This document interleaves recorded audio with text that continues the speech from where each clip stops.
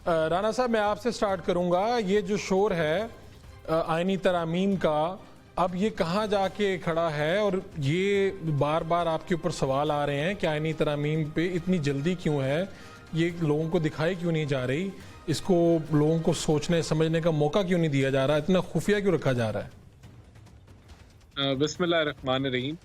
देखें, अब तो बिल्कुल भी खुफिया नहीं रखा जा रहा। JUIF जो है वो अपने प्रपोजल तैयार कर रही है, पीपल्स पार्टी ने अपने प्रपोजल तैयार कर लिए हैं, कुछ बार काउंसिल्स जो हैं उन्होंने अपने प्रपोजल तैयार किए हैं और गवर्नमेंट भी जो है वो अपने प्रपोजल उनके तैयार हैं पहले से ही।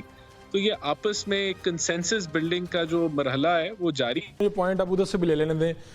राना साहब, ये क्या बात है, 7 अफराद का अगवा आईनी तरामीम के लिए कैसे होती हैं आईनी तरामीम? ये जो इन्होंने इल्ज़ाम लगाया है, आप इसके बारे में पहले तो बता दें और फिर अगली बात करें। देखिए, अगवा अगर कोई हुआ है तो नहीं होना चाहिए, लेकिन अगर कोई अगवा हुआ है वो आके अपना बयान दे, अपनी FIR कटवाए और कानून जो है वो कार्रवाई करेगा। बहरहाल हम तो कंसेंसस बिल्डिंग के अंदर बिलीव करते हैं। हम JUIF से भी जो है मुशावरत में हैं, हम पीपल्स पार्टी से भी मुशावरत में हैं, MQM और दीगर जमातों के साथ हम एक पेज पे आने की कोशिश कर रहे हैं कि आईनी तरामीम हो। और ये कहना कि ये कोई ऐसी तरामीम है कोई हम कोई ईजाद करने जा रहे हैं, ये बिल्कुल झूठ और प्रोपेगेंडा है। अगर हम आईनी अदालतों की बात कर रहे हैं तो आईनी अदालतें जो हैं वो 80 से ज़ायद मुल्कों के अंदर एग्जिस्ट करती हैं। अगर एग्जेक्टिव या पार्लियामेंट के अंदर से कोई जुडिशरी की कोई सिलेक्शन का मैकेनिज्म हो तो वो भी दर्जनों ममालिक में इसी तरह जुडिशरी जो है वो सिलेक्ट होती है। और यही तरीकाकार है कि एग्जेक्टिव पार्लियामेंट की बॉडी कोई या कमेटी जो है वो उनकी सिलेक्शन करती है। तो ये भी कोई ऐसी चीज़ नहीं प्रपोज की जो कि अनहोनी हो। अगर एज के ऊपर कोई बढ़ाना है तो वो मुख्तलिफ ममालिक आजकल दुनिया के अंदर वो कर रहे हैं। अगर हम बात कर रहे हैं कि जजेस की परफॉर्मेंस के ऊपर एक क्राइटेरिया होना चाहिए तो वो भी बिल्कुल एक जेन्युइन बात है। तो ये देखें, बात इनको खौफ किस चीज़ का है? पहली बात तो ये कि अगर 2/3 होगी तो फिर ही ये आईनी तरमीम होगी, और 2/3 अगर हो कंसेंसस किसी चीज़ के ऊपर तो फिर पार्लियामेंट का हक है कि वो जो है वो तरामीम लेके आए।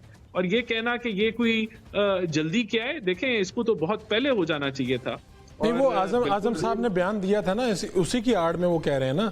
आजम साहब ने कहा अभी तो मुझे मिला मसवदा, जिस दिन सबको खबरें चल रही थी कि इजलास आ चुका है, बैठे हुए हैं लोग, और उस दिन उन्होंने कहा मुझे मसवदा मिला, रात गए वो मसवदा उनको मिला था कहीं, उसी की आड़ में। अगर गवर्नमेंट ने उस वक्त कुछ जरा जल्दी करने की कोशिश की तो गवर्नमेंट को उसका नुकसान पहुंचा कि वो तरामीम नहीं हो सकी। तो अब इसीलिए हम लार्जर कंसेंसस की तरफ अब बढ़ चुके हैं और हम पूरी उम्मीद हैं कि एक लार्जर कंसेंसस डेवलप होगा।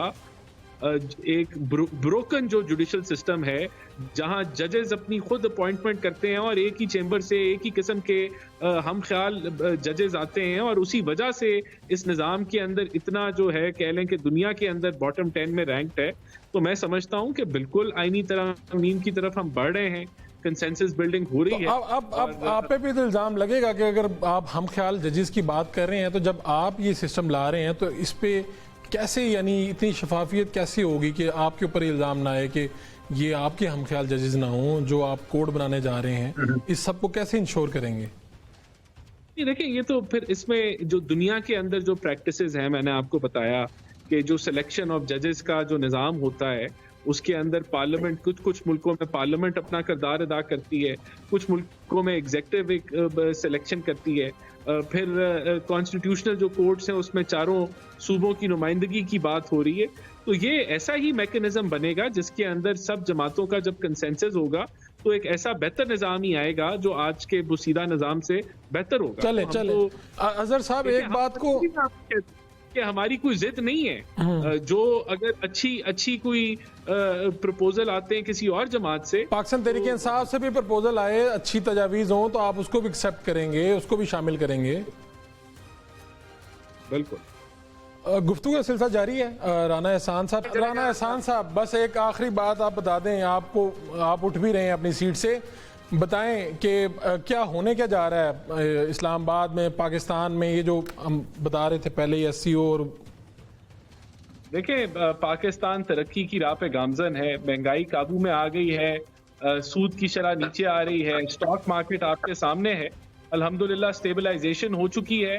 अब आपका IMF का मुआहदा मुकम्मल हो गया है, SCO का बड़ा इवेंट होने जा रहा है। अभी आपने देखा, पूरी कौम ने देखा कि किस तरह सऊदीज के साथ MOU साइन हो रहे हैं, बिजनेस पाकिस्तान में आने लगा है। तो मैं समझता हूँ इंशाल्लाह हम पॉजिटिव हैं, लेकिन एक जमात का एजेंडा ये है कि उन्होंने अफरा तफरी फैलानी है, मईशत को डिस्टेबलाइज करना है और इस मुल्क में तसादुम और इंतशार जैसी सूरत हाल फैलानी है। इनके सारे जो कह लें प्लान हैं वो फ्लॉप होंगे और इंशाल्लाह आईनी तरामीम भी आएंगी और ये हुकूमत अपना टेन्योर पूरा करेगी इंशाल्लाह।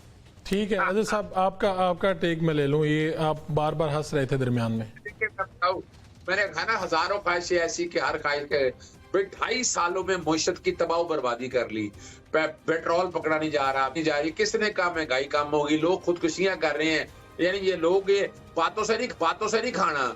अभी आप आ जाए, आज इलेक्शन करा ले, पता लग जाएगा दाल रोटी क्या किस भाव मिलती है। तो हम तो चाहते हैं कि अवाम को जो मसाइल हैं उसका हल निकाला जाए और उसका हल इस गवर्नमेंट को घर भेज के है। ये जो 45 और 47 की जाली हुकूमत बैठकर चमचाती है ना कि राज करे, राज यहाँ मखलूक खुदा करेगी। यानी वो नामालूम लोग नहीं करेंगे, ना वो एस्टैब्लिशमेंट के सरकर्दा नुमाइंदे जो जिन्होंने, अब तो बिलावल भुट्टो साहब भी उस लाइन पर चल निकले हैं। अल्लाह करे कि उनको मोहतरमा बेनजीर भुट्टो साहिबा और जुल्फकार अली भुट्टो ने जो कहा था उस पर अमल दरामद होता नजर है। इनके पास कुछ नहीं है करने के लिए और ये भी फैसला करना पड़ेगा। हमें अमेरिकन और इस्राएली ब्लॉक से निकलना होगा, हमें आना पड़ेगा चाइना ब्लॉक के साथ, हमें आना पड़ेगा रशिया के साथ, तुर्की के साथ, अफगानिस्तान, ईरान के साथ हमें आना पड़ेगा। और ये इमरान खान चाह रहा था और इमरान खान की गवर्नमेंट गिरा दी गई। आज बैठ के जब अब SOC हो रहा है जो है ना, वो क्या है, वो इमरान खान का किया हुआ काम है कि आप इन लोगों के साथ इकट्ठे हो रहे हैं। अब वरना आपने तो सत्यानाश कर दिया था अमेरिका के साथ जाकर। पाकिस्तान जो समझ रहे हैं साहब, आखिरी बात यह है कि पाकिस्तान तहरीक इंसाफ क्या करने जा रही है? यानी आईनी तरामीम की तरफ तो हुकूमत ने बढ़ना ही बढ़ना है, बिल्कुल साफ अज़ाइम नजर आ रहे हैं। JUI फे के साथ इस वक्त क्या किस नोयत पे बात हुई है? बिल्कुल नहीं होनी चाहिए, कुछ तरामीम होनी चाहिए, यानी क्या है पाकिस्तान तहरीक इंसाफ सोच क्या रही है? देखिए, एक बात तो बड़ी वादे तौर पर है, हम इस तरह की किसी आईनी तरामीम की, और ये जो कि जाली असेंबली है 45 और 47 की, इसकी नुमाइंदा असेंबली आए वो तरामीम करे तो कोई हर्ज नहीं है। हमें इस असेंबली से तो हम नहीं समझते हैं लेजिटिमाइज हम इसको इस तरह से कर दें। पहली तो बात ये है। दूसरी, जो वोकला हमारी जो कमेटी है आने वाले बनने वाली है, वोकला जो तजवीज करेंगे कि ये आईनी तरामीम होनी है, वोकला के साथ मिलके, सियासी जमातों के साथ मिलके हम वो आईनी तजवीज की तरफ सोचेंगे कि आगे जाना है या नहीं जाना। एहतजाज हमारा जारी रहेगा, प्रोटेस्ट हमारे जारी रहेंगे इस वस्तायत के खिलाफ, और इमरान खान की राय के लिए हमारी जदोजहद जारी रहेगी। हम एहतजाजों से बाज नहीं आएंगे। ये जो अभी हुआ था एहतजाज, इसमें जो गंडापुर साहब के हवाले से खदशात रहे पार्टी के, ये वो दुरुस्त हो गए हैं सबके? कहते हैं कि जी वो बिल्कुल एतमाद में लिए बगैर कोई इस तरह से उन्होंने हरकतें की हैं या रुपोश हो गए थे वहाँ से जो चलता रहा। क्या पाकिस्तान तहरीक इंसाफ को कोई उनसे पूछा गया कि भाई तो आप कहाँ थे वो इतने घंटों का? अभी तक मामला हल नहीं हुआ वो? देखिए ना जी ना, हमारी इंटरनल हम इंटरनल मुतमईन है उनके हवाले से। इमरान खान साहब से जब मुलाकात होगी वो क्लैरिफिकेशन वो हमारे लीडर देंगे। लेकिन हम बता दें, जहाँ तक अली मीन गंडापुर ने अब जब से शुरू से तकलीफ बर्दाश्त करके आज तक वो जिस तरह लड़ रहा है, जिस तरह आ रहा है, यानी वो कम से कम वो लीडर है, दुम दबा के भागा नहीं है। जो हमें से दुम दबा के भाग गए वो एक अलग इशू है और वो आज भुगते फिर रहे हैं। तो ये खड़े हुए हैं और ये असूलों पे लड़ भी रहे हैं। और इमरान खान जब तक आशीर्वाद है, इमरान खान साहब जब तक अली मीन गंडापुर को साइड पे नहीं करते, हम